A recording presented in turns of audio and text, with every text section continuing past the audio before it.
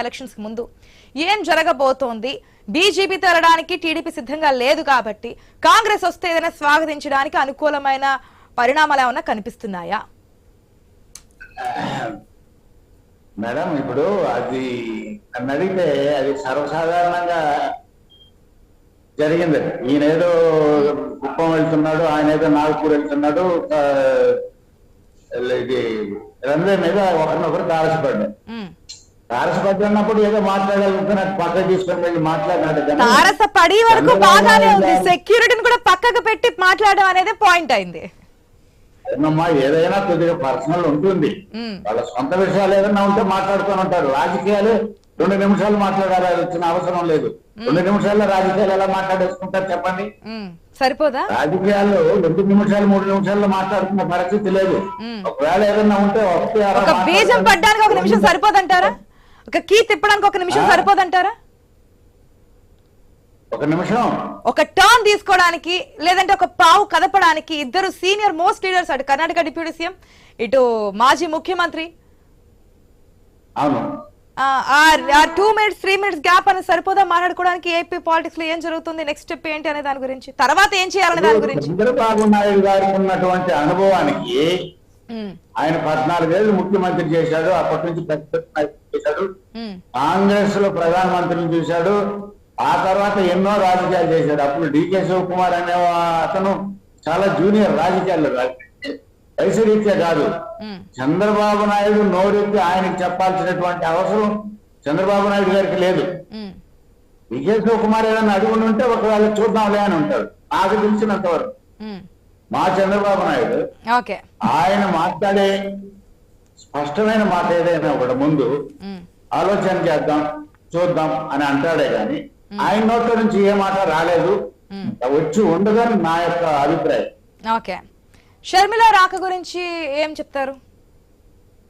షర్మిల రాక AP politics లోకి, అది కూడా కాంగ్రెస్ పార్టీ త్రూ. షర్మిల రాక నిజంగా చెప్పాలంటే వాళ్ళు రాజశేఖర రెడ్డిని ఇప్పుడు దారిలో ఎవరైనా శవం చనిపోతే ఆ శవాన్ని పెట్టి డబ్బులు అడుగుతాం. వాళ్ళ పరిస్థితి ఏమైపోయిందంటే ఆ కుటుంబానికి రాజశేఖర రెడ్డి దివంగత నేత అని అప్పుడు చంద్రబాబు నాయుడిని దెబ్బ కొట్టాలని చూసి ఒక్క ఛాన్స్. నాకు తెలిసినంత వరకు వాళ్ళకి రాజకీయాల్లో ఏదైనా జగన్మోహన్ రెడ్డికి అనుభవం వచ్చిందేమో కానీ ఈ 15 ఏళ్ళ రాజకీయ పరిపాలన పరంగా అతనికి అనుభవం శూన్యుడు. ఆయన మీరే చూస్తున్నారు, ఈ రాష్ట్ర ప్రజలు గమనిస్తున్నారు, అన్ని చేస్తున్నారు.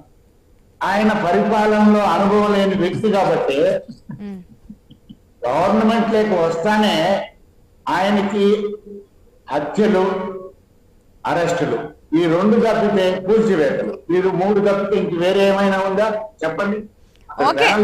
వైసీపీ పరిపాలన గురించి మాట్లాడదామండి, కానీ వైఎస్ షర్మిల వస్తే గనక ఏపీ రాజకీయాలు మరో టర్న్ అయితే తిరుగుతాయి. ఎందుకంటే మీరు చెప్పిన విధంగా వైఎస్ఆర్ కొడుకుగా వైఎస్ఆర్ చేద్దాం అనుకునేవన్నీ కూడా నేను చేస్తున్నాను, ఆయన ఆశలు నేను సాకారం చేస్తున్నాను, కళలు సాకారం చేస్తున్నాను అని చెప్పి జగన్మోహన్ రెడ్డి ముందుకెళ్తున్నారు. సేమ్ టైం విజయలక్ష్మి అండతో పాటు షర్మిల రాబోతున్నారు అనేది చూస్తూ ఉన్నాం. సో ఎంతో కొంత ఇప్పటికే టీడీపీలోకి వస్తున్నటువంటి ఎమ్మెల్యేలు మళ్ళీ వైఎస్ఆర్ టీపీలోకి వెళ్ళే అవకాశం ఉంటుంది అనుకోవచ్చు, అంటే కాంగ్రెస్ పార్టీలోకి. మా షర్మిల రాక వల్ల మాకెవరికి తెలుగుదేశం పార్టీ కానీ జనసేనకు కానీ నష్టమే లేదు. నష్టం అంటూ జరిగితే ఏదైనా అతనికి జరగాలనే కానీ జగన్మోహన్ రెడ్డికి, ఆ వైఎస్ఆర్ కాంగ్రెస్ పార్టీకి, తెలుగుదేశం పార్టీ వేళ్లు ఊరుకొని పోయిండే పార్టీ, జనసేన పార్టీ బలమైన పార్టీగా ఏర్పడింది, చాలా బలమైన పార్టీగా ఏర్పడింది. అప్పట్లో చెప్పాలంటే ప్రతి గ్రామంలో కూడా జనసేనకి కార్యకర్తలు ఉన్నారు. ఇప్పుడు నేను వచ్చి ఏదో చేసేస్తాను, పట్టేస్తాను అని చెప్పి కాంగ్రెస్ హైకమాండ్ అని బొత్తకించి కాంగ్రెస్ పార్టీలో చేస్తే అది ట్రెడిషనల్ ఓటు. ఆ ట్రెడిషనల్ ఓటు ఇందిరమ్మతోనే పోయింది, రాహుల్ గాంధీతో సగం పోయింది. ఇంకా ఉండాలి, మిగిలి ఉండాలి అంటే ఆ మిగిలి ఉండేది కూడా జగన్మోహన్ రెడ్డి తీసుకెళ్ళిపోయాడు. మళ్ళీ ఈమె తీసుకొచ్చి కాంగ్రెస్ పార్టీని నిలబెట్టాలని అంటే మాత్రం అది సాధ్యమయ్యే పని కాదని నా అభిప్రాయం. శ్రీహరి గారికి ఇప్పటికి కాదు, ఇంకా 10 సంవత్సరాలు కూడా సాధ్యపడదు అన్లెస్ ఓకే శ్రీహరి గారు, తెలుగుదేశం పార్టీ, జనసేన పార్టీ శ్రీహరి గారు నిన్న వైవి మాట్లాడుతూ కూడా ఏదైతే విజయలక్ష్మి కలిసి వచ్చిన తర్వాత ఈ విధమైన రాజకీయాలు చేశారు, నేను న్యూయార్క్